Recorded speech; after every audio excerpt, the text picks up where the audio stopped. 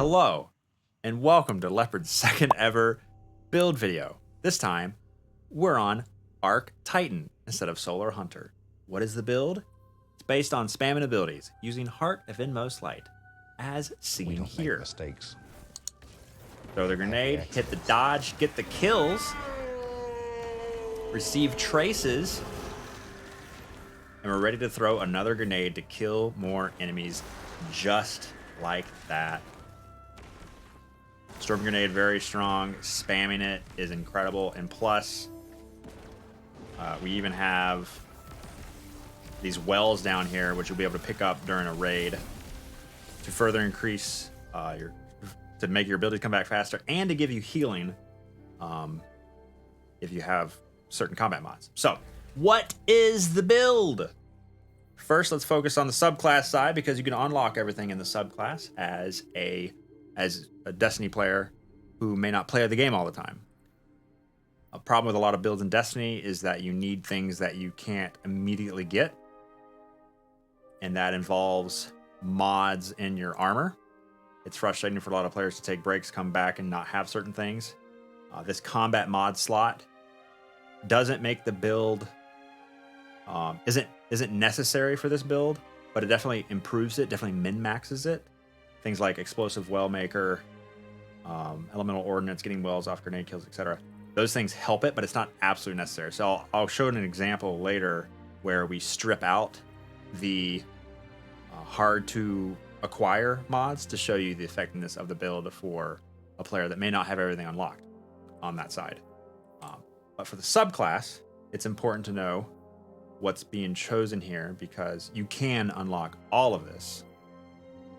And it's the core of the build, along with if you are a Titan and you don't have Heart of Inmost Light, you are heavily restricted on what builds you can run well, because Heart of Inmost Light is, I would say, the best Titan exotic, but in order to have it, you've got to own, currently as of September 2022, Forsaken.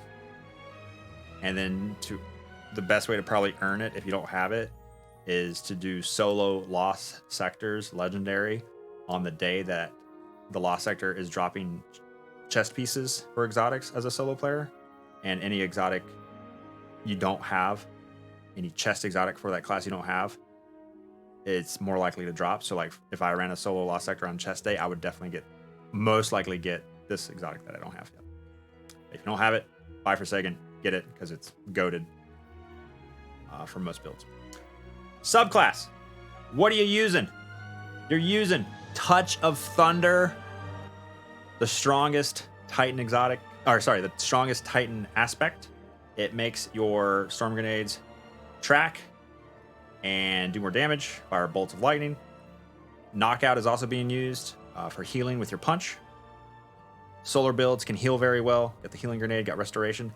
Arc builds, it's a little tougher to heal, so some of this build is dedicated to healing since it's important during a raid, important during King's Fall to heal. So punch kills will start to heal you. We use the storm grenade. It's strong with Touch of Thunder. Pulse grenade is not a bad option because it'll generate more traces on pulse damage, but pulse is weaker. You'll be able to throw pulse faster. It'll do less damage, but storm is stronger. You'll be able to throw it slower, but because it tracks enemies, it's goated. Way more damage, tracks enemies. I use Thunderclap because it's the strongest melee, very quick to proc, and Thruster because it's quick to proc, quick to use, as opposed to Barricades. Why am I using these things that are really quick to use? It's because Heart of Inmost Light is based on using one ability to improve the other abilities, improve them in cooldown and in damage. So doing things that you can quickly use lets you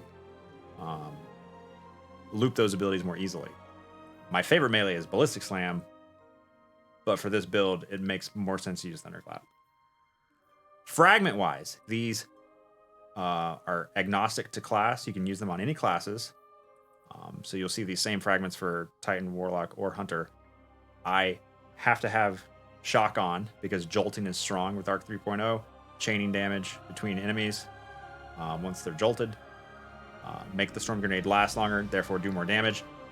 Killing enemies while amplified gives you an orb of power. Orbs of power will be used to reduce your super cooldown and will give you some healing, which we'll check out later. And then the fourth fragment I switch back and forth on, but right now I'm going with ions, which will create traces, which reduce your cooldown even further if you kill a jolted enemy. I also like to use feedback for extra resilience. As you can see, I'm not maxed out on resilience, which is important currently in the game because of damage resistance. Plus on Titan, it lets you use your class ability faster.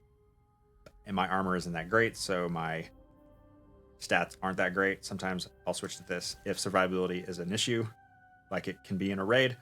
If I had better armor, I would maybe run focus, which makes my class ability come back very fast while sprinting, but it has a negative 10 resilience effect. If you're in patrol or non-in-game stuff, I'd probably switch to this just so I can constantly spam the thrust.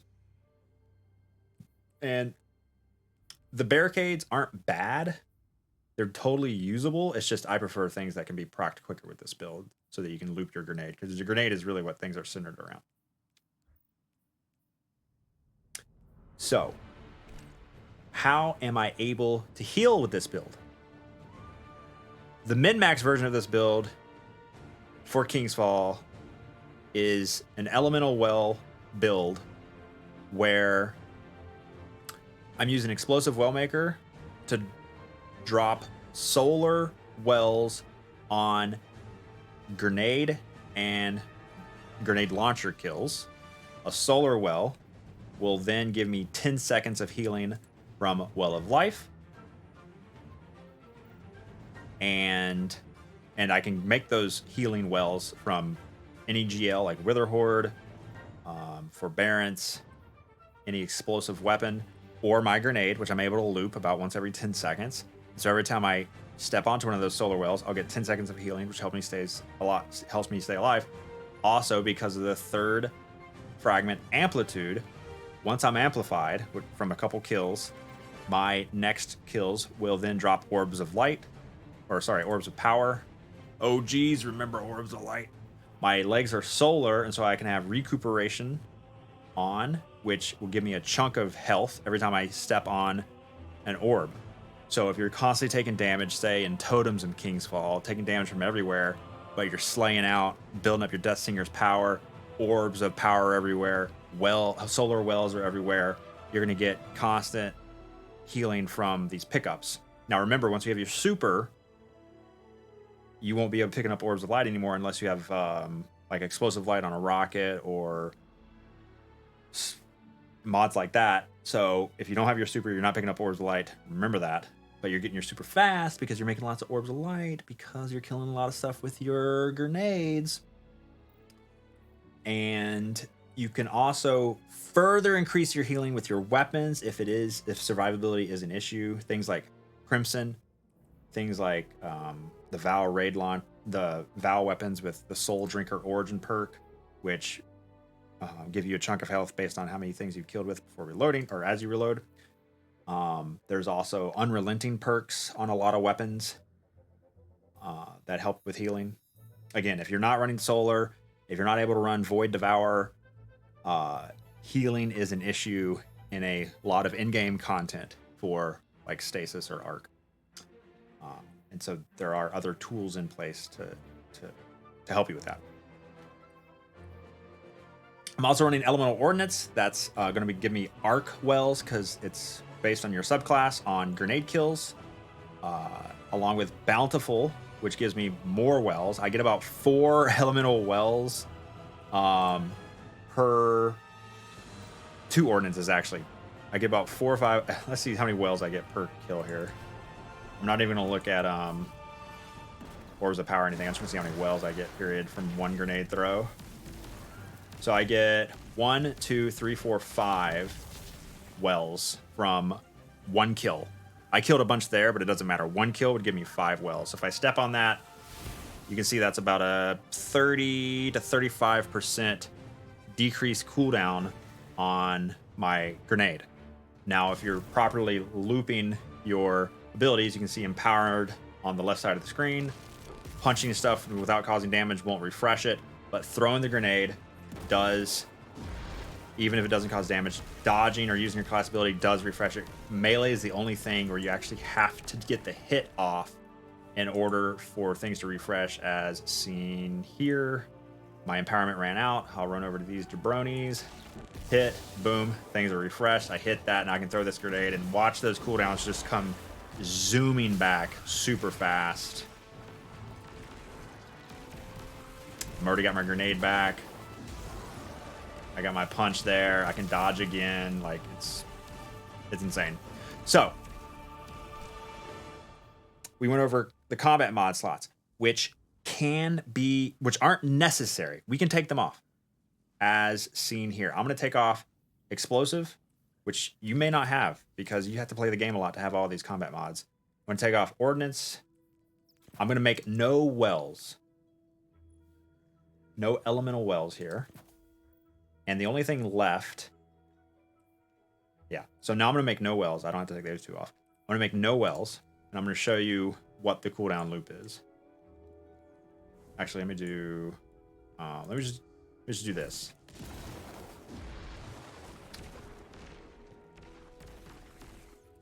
So here, I'm not getting any kills. I'm simply dodging and throwing my grenade. Using my class ability and throwing my grenade. And I don't have the sprinting to get my class ability back faster. I can chain my grenade and throw it before the last grenade runs out. Even without getting kills, even without combat mods. That's how nutty Heart of Inmost Light is. Now I'm able to do that because of a couple normal mods. I don't know what you call these two. I call these normal. Big Baller, thanks to the sax in the middle of the YouTube video. Class element specific mods, which are much more accessible to players if you've taken a break in the game. Bomber, solar class item, grenade cooldown reduced when class ability. You can see a little chunk of my grenade get reduced whenever I dodge. Double that. Double bomber there. And then on arms, I like bolstering detonation. It's worth 1. Grants class ability energy when you do grenade damage. I'm going to get my class ability back. I'm going to be able to dodge faster, which lets me throw my grenade more, and there's synergy there, along with Heart of Inmost Light. That's Void Arms. You can also run Solar Arms with Impact Induction, where my melee would come back, my melee damage would give me grenade cooldown, which is more impactful, but it also costs more. It costs 3 energy per. I prefer the dodge.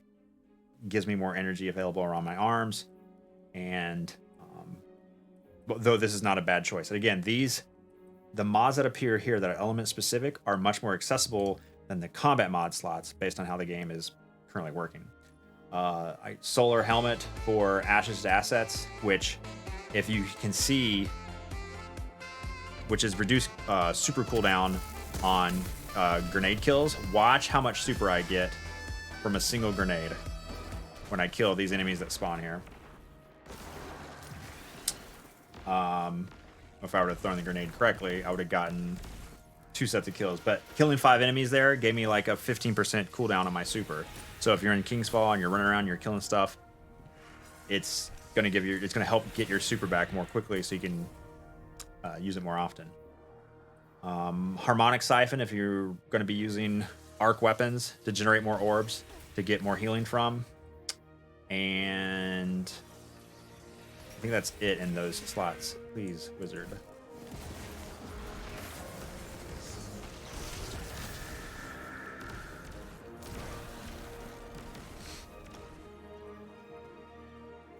So, in King's Fall, what are we using? With the Hunter Solar build video, we talked about how we would change up certain elements depending on what encounter we're in. But for Arc Titan, I don't think you need to do that, because you can still use your storm grenades during DPS. You do need to switch your weapons depending on what encounter you're in. Linears, linears and snipers are really strong right now for DPS in Kingsfall, or for any encounter in the game currently. When shot at Div, the Divinity Cage. For totems, so for the opening in Kingsfall, you need something that can bring down doors and add clear. I mean, that's what your abilities do here. Your abilities are your abilities are ad clearing. There is no DPS until War Priest, so I prefer just using a sword and using my abilities to kill everything, and then having like one precision weapon like Arbalest to take down the walls. For totems, I will run like a something, I guess like a solar shoddy, just to bring down the wizard that spawns, the wizard shields that spawns quicker, but it's again not necessary because your storm grenade decimates everything. For, I guess if I'm really min-maxing totems, I'm probably going kinetic shoddy and probably like a solar energy weapon, and then I'm going G-Horn, because G-Horn just absolutely decimates. Plus, with Explosive Wellmaker on, if you're using the min-max version of this build, it would also give you we don't make mistakes.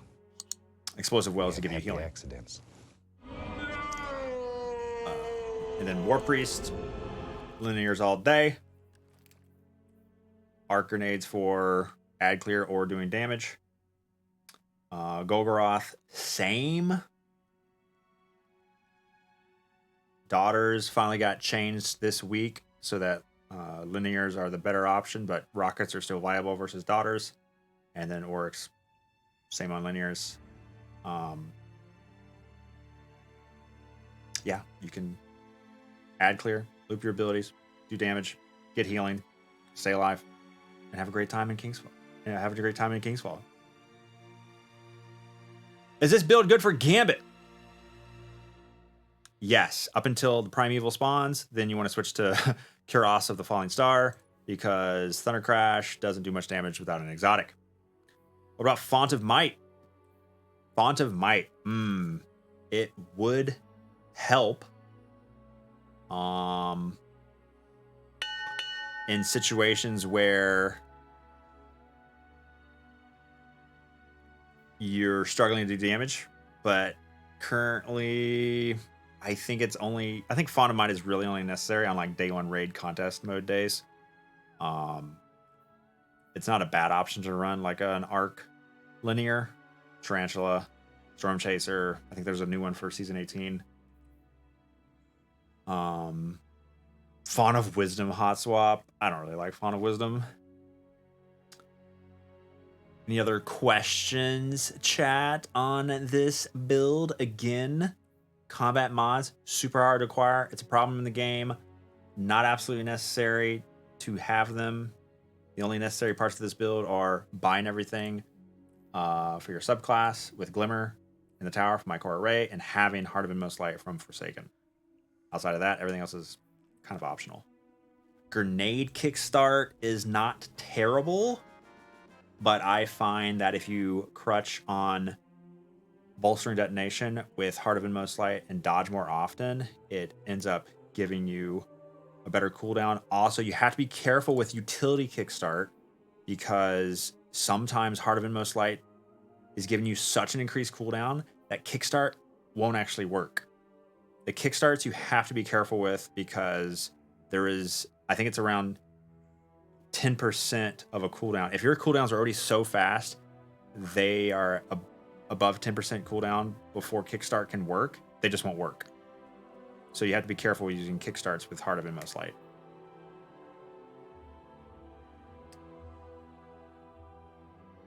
Can you make this video shorter? No, we just talk on stream. What about Master King's Fall? Ooh. Yeah, champions. They're annoying. Yeah, you definitely want to sacrifice one of these for the Overload arc for this season. Next season, I don't know what you're going to have to do. You're going to have to use weapons or your teammates.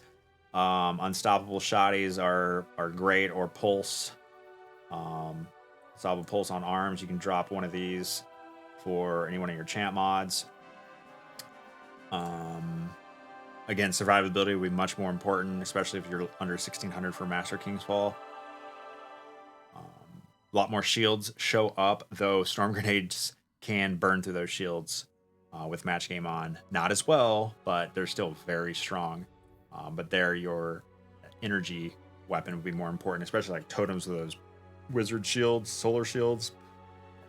Some kind of solar weapon is definitely necessary. All right. I think that's going to be the end of our best Arc Titan build for King's Fall. Thanks for watching. Again, there's our first build video was Solar Hunter, which will be put down in the description of this YouTube video. Thanks for watching. This video is 20 minutes long, 21 minutes long. Not too bad. Yo, Lep. I found you on YouTube through your Arc Titan build video. Much better than those Stato videos since he doesn't care anymore. Keep up the great work. Yeah, definitely.